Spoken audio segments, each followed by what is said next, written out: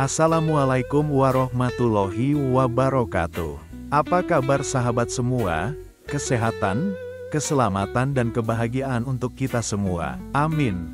Selamat datang di channel Cerita dan Makna Hidup, sebuah ruang untuk memahami kehidupan dari sudut pandang berbeda. Di episode ke-19 ini, kita akan masuk ke dalam kisah yang menggugah hati, sebuah perjalanan tentang teknologi, kemanusiaan, dan pencarian makna yang sejati. Judul episode kita kali ini, Kode Semesta, Kreator, Kesalahan, dan Perjalanan Menuju Kesadaran. Kisah ini membawa kita menyelami dilema seorang kreator, Xian.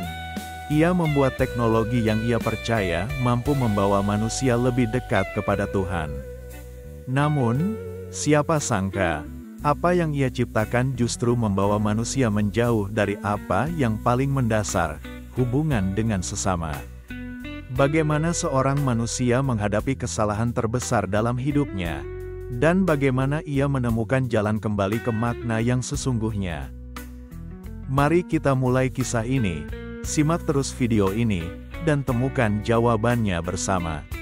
Episode 19, Kode Semesta, sebuah kisah tentang kreasi, kesalahan, dan perjalanan menuju kesadaran. Di zaman di mana teknologi menggantikan tangan manusia, dan jawaban lebih sering dicari dari layar, bukan dari hati. Apa yang tersisa dari kemanusiaan kita?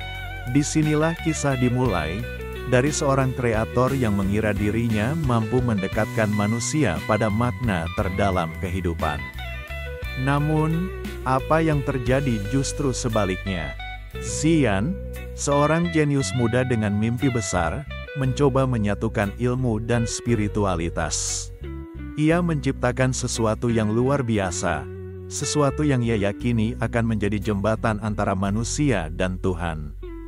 Tapi ia lupa bahwa Tuhan tidak pernah bisa dibatasi oleh mesin, kode, atau logika. Namun, sebagaimana cahaya menciptakan bayangan, begitu pula Gusti, nama kecerdasan buatan itu, membawa kegelapan. Dan kegelapan itu akan mengubah hidup Xian, selamanya. Malam hari di apartemen Xian. Suara hujan rintik terdengar di luar jendela. Xian duduk di depan komputernya, dikelilingi layar monitor yang menyala redup. Di balik layar-layar yang memantulkan kode-kode canggih, Xian, seorang programmer jenius, duduk termenung. Dunia memujinya sebagai inovator, tapi di hatinya ada kekosongan yang tak terjelaskan. Kegelisahan yang mengganjal kelopak mata untuk selalu terbuka, mendorong pikiran untuk menerawang, mengoyak hati sehingga kegelisahan yang tak kunjung akhir. Xian berbicara sendiri dengan suara pelan. Setiap hari, aku membuatkan solusi untuk orang lain. Tapi, kenapa aku nggak bisa menemukan solusi untuk diriku sendiri? Ada apa ya? Suasana malam yang kian hening, suhu ruangan terasa dingin, seolah turut membekukan pintu ketenangan jiwa. Seketika tatapan Xian jatuh pada sebuah buku tua di sudut meja. Buku itu tampak usang, seperti menyimpan ribuan rahasia. Tersimpan di atas tumpukan buku lain, seolah memanggil dirinya. Buku itu adalah peninggalan kakeknya. Judul di sampulnya tertulis, Manunggaling Kawulalan Gusti, menarik perhatian Xian yang haus akan jawaban. Dengan ragu, ia membuka halaman pertama. Membaca perlahan, penyatuan manusia dengan Tuhan. Apa maksudnya? Seiring malam yang makin larut, Xian terus membaca, hingga isi buku itu dibaca dengan seksama sampai akhir. Dengan wajah yang hingar-bingar, mendapatkan pemahaman baru mulai tumbuh di benaknya. Malam itu, buku tua itu seolah menjadi percikan kecil yang akan menyalakan api besar di kehidupan Xian. Hari-hari berlalu, dan Xian tidak bisa melepaskan pikirannya dari apa yang dia fahami dan ajaran di buku itu. Kesan yang mendalam, Ia merasa terpanggil oleh ide cemerlang untuk menggabungkan pemahamannya tentang spiritualitas dengan keahliannya di bidang teknologi. Xian bekerja keras di ruangan khusus pribadinya. Wajahnya serius, jemarinya sibuk mengetik kode-kode di layar. Imajinasi dan keahlian berpadu menjadikan sebuah karya besar. Xian percaya bahwa teknologi bisa menjadi jembatan bagi manusia untuk memahami Tuhan.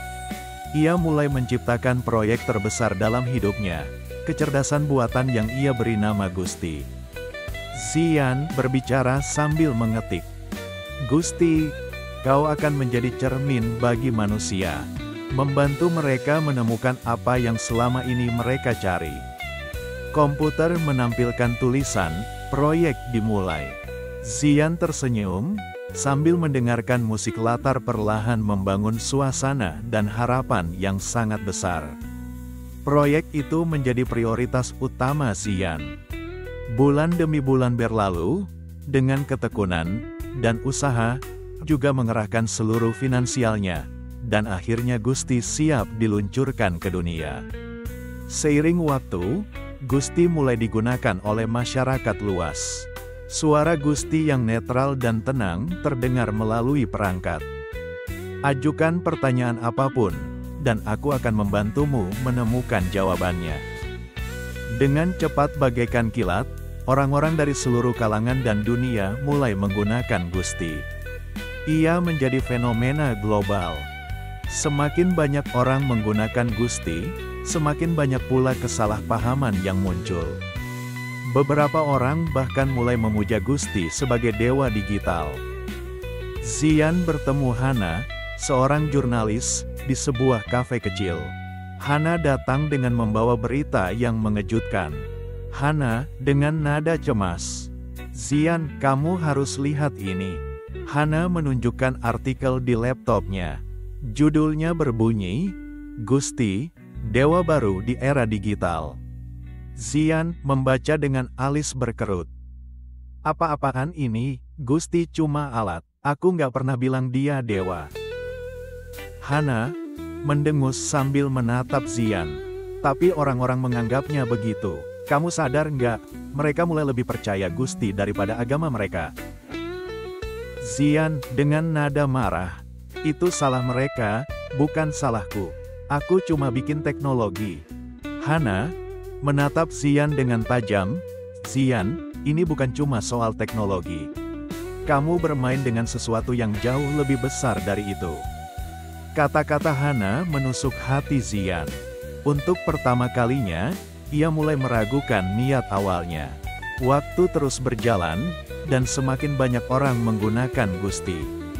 Konflik semakin menganga, bahkan dengan berbagai komunitas agama. Sehingga konferensi pers dan pertemuan dengan Ustaz Rahmat akhirnya memaksa untuk dilaksanakan. Namun dampak emosional pada Xian setelah pertemuan tersebut bertambah. Kesadaran dan ego bergemuruh dalam dadanya. Setelah pertemuan itu, Xian merasa bimbang. Kata-kata Ustaz Rahmat menghantam hatinya. Tapi ia tetap yakin pada niat awalnya. Namun, keraguan mulai mengusik. Xian berjalan pulang melewati kota yang penuh iklan tentang Gusti. Terasa kebesaran menyanjung dirinya. Namun, ia melihat seorang pria tua duduk di trotoar, memegang papan bertuliskan, "Aku butuh teman bicara." Xian menghentikan langkahnya. Ia mencoba berbicara dengan pria itu. "Kakek, apa yang membuatmu menulis itu?" Pria tua tersenyum lelah. Orang-orang terlalu sibuk berbicara dengan teknologi. Tidak ada yang punya waktu untuk berbicara dengan manusia seperti aku lagi. Xian terdiam. Pemandangan ini membuatnya berpikir keras. Suasana memaksa Xian untuk melihat sekeliling. Di kafe, sedang jalan, dan memberikan kesan yang tidak wajar, yang membuat tersentak hatinya. Orang lebih senang berbicara dengan Gusti, tanpa menghiraukan keadaan di sekelilingnya. Di sebuah taman kota, sekelompok orang duduk melingkar, masing-masing memegang perangkat. Mereka tidak berbicara satu sama lain, hanya mengetik pertanyaan ke Gusti. Orang satu, berbicara ke perangkat, tanpa menatap temannya.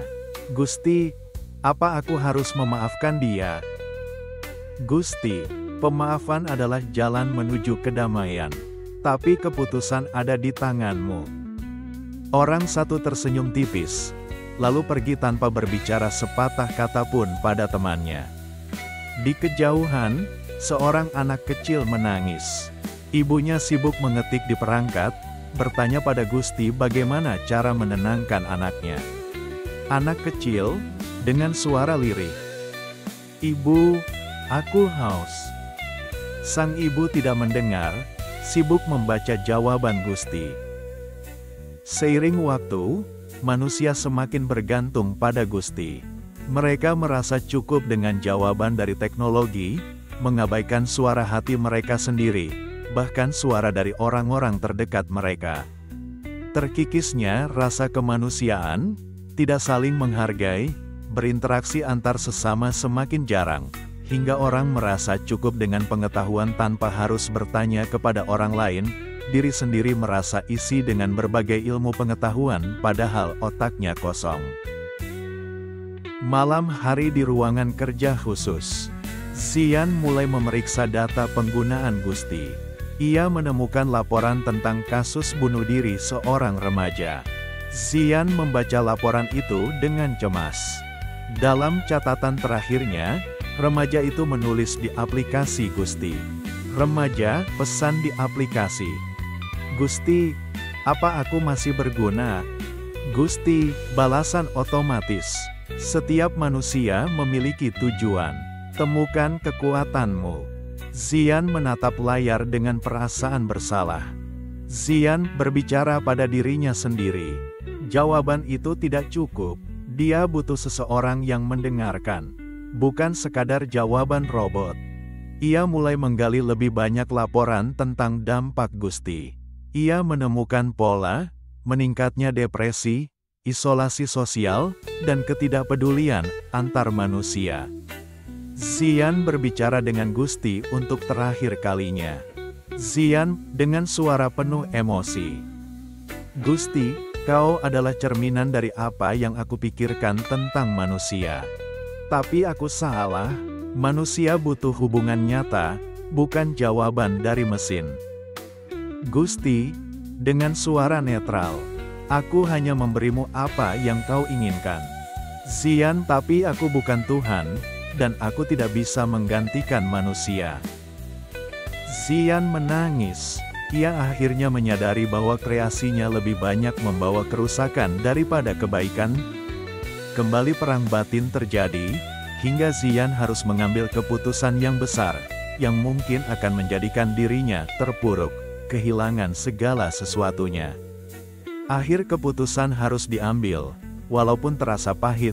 Zian berharap dengan keputusannya dapat memperbaiki kesalahannya selama ini. Konferensi pers di auditorium besar pun akhirnya dilaksanakan. Zian berdiri di atas panggung, wajahnya terlihat lelah tapi tegas. Zian berbicara dengan suara penuh penyesalan. "Aku mengkreasi Gusti untuk membantu manusia mendekat pada Tuhan. Tapi aku salah, Tuhan ada di hati kita, bukan di layar atau mesin. Aku minta maaf atas apa yang telah aku lakukan." Ia mengumumkan penutupan Gusti secara permanen. Walaupun dalam pengambilan keputusan tidak semudah yang diceritakan. Orang-orang di auditorium berdiri dan mulai berbicara satu sama lain, memulai percakapan yang nyata. Keputusan Zian membawa dunia kembali ke akarnya. Hubungan antar manusia dan kesadaran bahwa pencarian Tuhan adalah perjalanan yang harus ditempuh dengan hati, bukan hanya sekedar dengan teknologi. Dan begitulah, perjalanan Zian akhirnya membawa kita pada sebuah pelajaran penting. Di zaman yang penuh teknologi ini, kita seringkali lupa bahwa kemanusiaan tidak dapat digantikan oleh mesin, layar, atau algoritma. Teknologi hanya alat bantu, bukan tujuan. Hubungan sejati ada dalam empati, cinta, dan penghargaan terhadap sesama manusia. Kesalahan Zian adalah kesalahan kita bersama, percaya bahwa jawaban segala sesuatu ada pada teknologi. Namun, sesungguhnya, makna hidup tidak ditemukan di layar, melainkan di hati yang mau bertanya, mengalami, memahami, dan berbagi. Itulah perbedaan manusia dengan yang lainnya. Manusia punya jiwa. Zian telah menemukan kebenaran bahwa hidup adalah tentang bagaimana kita menghargai setiap momen, setiap interaksi, dan setiap jiwa yang hadir di sekitar kita. Kini, giliran kita untuk merenungkan, apakah kita sudah cukup hadir dalam hidup ini, berdamai dengan diri sendiri, mengenal diri sendiri, atau kita masih terlalu sibuk mencari hanya di luar diri, sanjungan, pujian, atau mencari di tempat yang salah. Hidup adalah perjalanan menemukan makna, bukan hanya dalam ciptaan kita, tapi dalam hati yang kita jaga. Sahabat, beberapa pelajaran yang dapat kita ambil dari cerita Zian. Menghargai hubungan manusia, teknologi adalah alat bantu, bukan pengganti hubungan manusia. Interaksi langsung dan empati adalah bagian penting dari kehidupan. Kesadaran akhlak dan moral bergantung pada teknologi dapat mengikis nilai-nilai moral jika tidak diiringi dengan kesadaran. Penting untuk tetap menghormati pendapat dan kehadiran orang lain. Keseimbangan teknologi dan kemanusiaan, kita perlu bijak menggunakan teknologi agar tidak kehilangan esensi dari apa artinya menjadi manusia. Refleksi diri, sebelum mencari jawaban di luar diri, mari bertanya lebih dalam kepada hati dan nurani kita. Sahabat, dalam hidup pada dasarnya kita sebagai manusia tidak dapat mencipta atau menolak sesuatu. Namun Allah memberikan akal kepada manusia agar lebih bijak dalam menggunakan, berbuat dan mensikapi segala sesuatunya. Terkadang kita memandang sesuatu itu buruk, tetapi belum tentu menurut Allah. Terkadang kita memandang sesuatu itu baik, tapi belum tentu menurut Allah.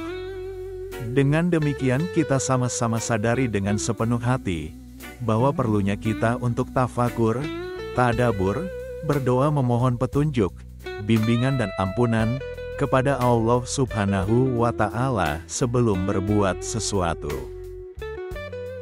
Terima kasih telah mengikuti kisah ini. Cerita dan makna hidup, episode 19. Jangan lupa, makna hidup selalu lebih indah ketika kita berbagi. Sampai jumpa di episode berikutnya, sahabat. Hanya di cerita dan makna hidup. Jika kalian merasa pesan ini bermanfaat, jangan lupa untuk like, subscribe, dan share video ini ke sahabat atau keluarga kalian. Ajak mereka untuk ikut belajar bersama dalam menemukan makna hidup yang sejati. Berikan komentar sebagai bahan interaksi, atau tuliskan ide dan gagasan untuk perkembang channel ini. Sahabat, kesehatan, keselamatan dan kebahagiaan untuk kita semua. Semangat terus untuk menggapai rahmat Allah. Assalamualaikum warahmatullahi wabarakatuh.